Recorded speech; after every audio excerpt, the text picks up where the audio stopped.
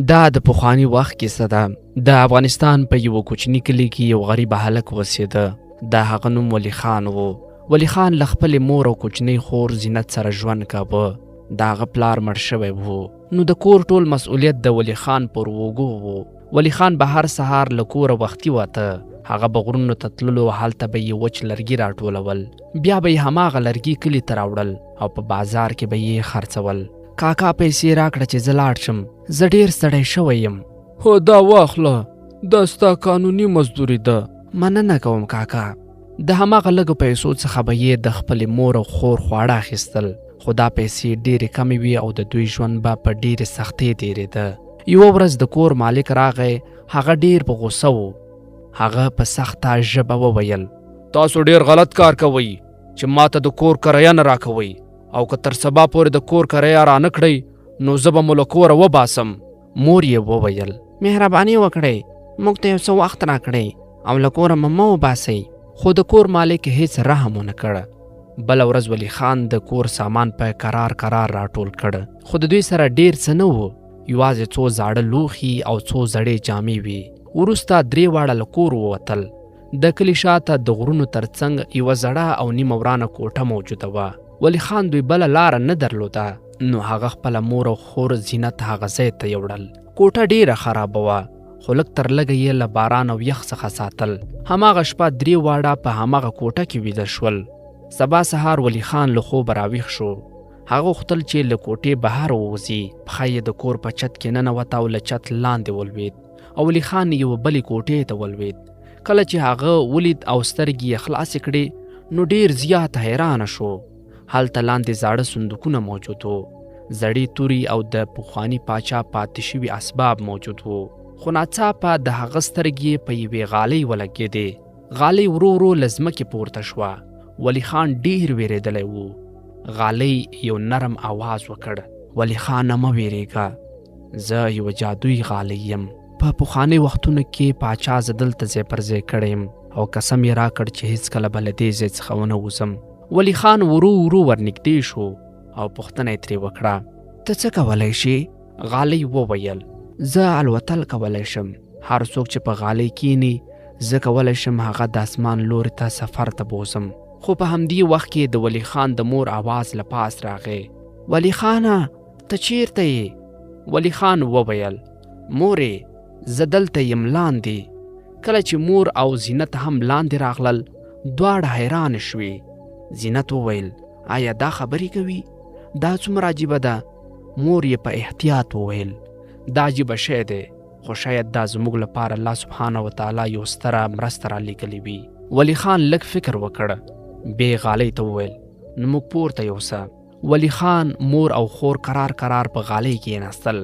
غالۍ هم آسته آسته د کوټې له مات شوي چت څخه پورته شوه او 3 واړه هوا ته پورته شول. دوی خپل کلی له پورته نه ولید او زینت په خوشحالۍ سره خندل.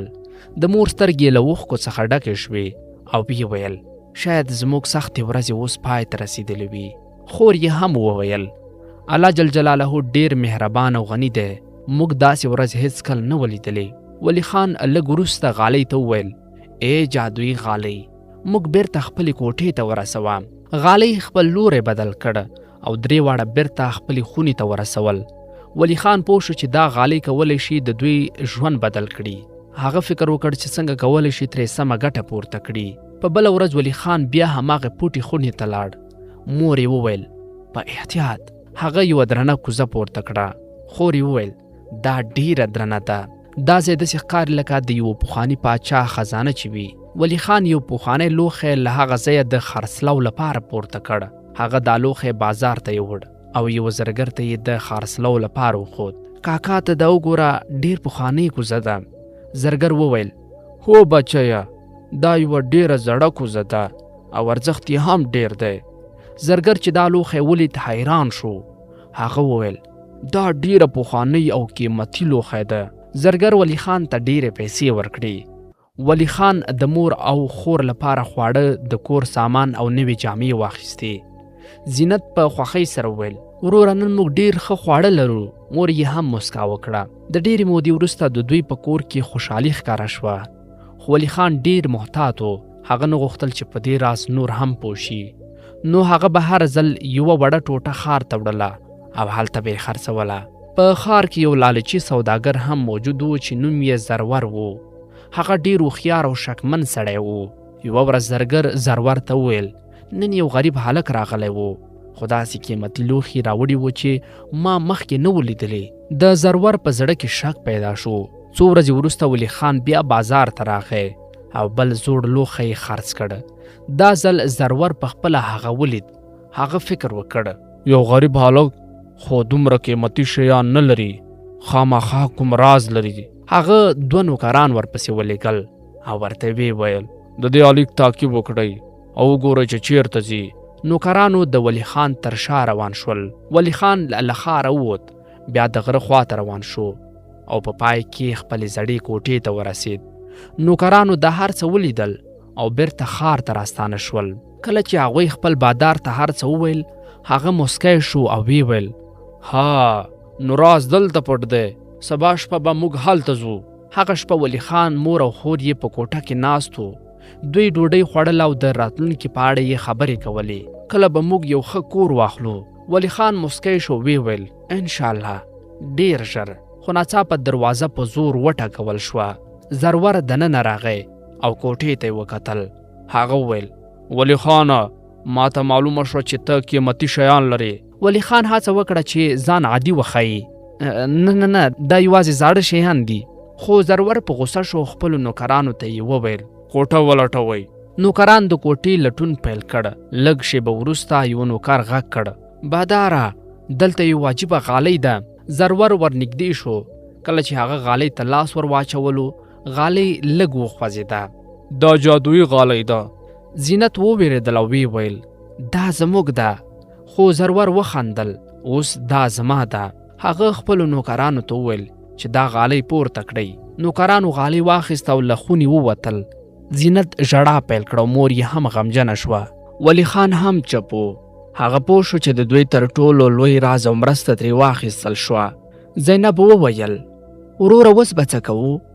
ولی خان وویل مه ویرېږه، زه به ترې بیرته راوړم. هغه پوهېده چې دا جګړه اوس یوازې د پیسو لپاره نه بلکې د عدالت او حق لپاره ده. او ولی خان پریکړه وکړه چې د هغه جادویي غالۍ د بیرته د ترلاسه کولو لپاره به هر څه وکړي. ولی خان د ښار په لورې روان شو. هغه پوهېده چې هغه کس به غالۍ کور ته وړي. د ښار خلکو ته د هغه د کور په اړه معلومات و، ځکه هغه ډېر شتمن سوداګر و. کله چې ولی خان د هغه سوداګر کور ته ورسید، هغه دروازې مخ ته ودرېد او دننه حال ته یې غوږ ونیوه. هغه سوداګر او د هغه نوکران د غالۍ شاوخوا ته ولاړ وو. ته ولې نه پورته کېږې؟ که ته پورته نه شې زه به تا تباه کړم. زه تا سره څه وکړم؟ والوځه، زه انتظار نشم کولی. او که ته اوس هم غواړې چې وانه لوځې زه به دې تباه کړم. مشره کېدای شي دا جادویي غالۍ نه وي. زه قسم کوم دا جادویي غالۍ ده. خو ما یې هېڅکله د دې الوتنه نه ده لیدلې. شاید دا یوازې عادي غالۍ وي. دې وخت کې ولی خان دننه ور داخل شو. هغه وویل دا غالۍ نه الوځي ځکه چې ته یو رښتینی سړی نه یې. زه رښتینی نه یم؟ دا څه ډول خبره ده؟ دا غالۍ زما ده. دا غالۍ تا زما له کوره غلا کړې ده. دا به وانه الوځي. هغه کس ولی خان ته وویل چې ته دلته څه کوې؟ ولی خان په ارامه ځواب ورکړ دا غالۍ ستا خبرې نه اوري. هغه کس ورته په غوسه وویل ولې؟ ولی خان وویل ځکه چې دا غالۍ د لالچي انسان خبرې نه اوري. دا خبره د غله لپاره ډیره دردونکې وه. هغه وویل دا دروغ دی. که دا رښتیا جادویي وي نو باید زما خبرې هم واوري. ولی خان ورو د غالۍ خواته لاړ او په ارام انداز یې وویل موږ خپل کور ته یوسه. غالۍ ناڅاپه پورته شوه. د کور له چته پورته هوا ته والوته. بادار او د هغه نوکران یوازې په حیرانتیا سره یې ورته کتل. ولی خان له هوا څخه د ښار ننداره کوله او د غرونو پر لور روان و. هغه بیرته خپلې زړې کوټې ته ورسید. کله چې مور او زینب هغه ولید، دواړه ډیر زیات خوښ شول. زینب په خوښۍ سره وویل وروره ته بریالی شوې. مور یې هم مسکا وکړله. له هغې ورځې څخه وروسته ولی خان له کوټې څخه پاتې لږ شیان راوړل او په ښار کې یې خرڅ کړل. هغه پیسې به یې د ژوند د ښه کولو لپاره مصرفولې. ورو د دوی ژوند بدل شو. ولی خان په کلي کې یو ښکلی کور جوړ کړ.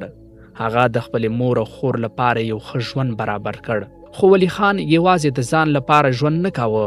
کله چې هغه لږ شتمن شو، د کلي له نورو غریبو سره هم مرسته پیل کړه. هغه به کله کله د جادویي غالۍ په مرسته لرې لرې ځایونو ته هم تللو. سودا به یې راوړل او په کلي کې به یې خرڅوله. له دې کار څخه یې ټول کلي ګټه پورته کوله. د کلي خلکو به ولی خان یو نیک انسان باله. هغه یوازې شتمن نه شو، بلکې د زړه له مخې هغه له ډېرو لویو کسانو څخه شو. کالونه تیر شول، ولی خان د خپل کلي یو ښکلی انسان شو. جادویي غالۍ لا هم له ولی خان سره وه، خو هغه هېڅکله له دې ځواک څخه غلطه ګټه پورته نه کړه.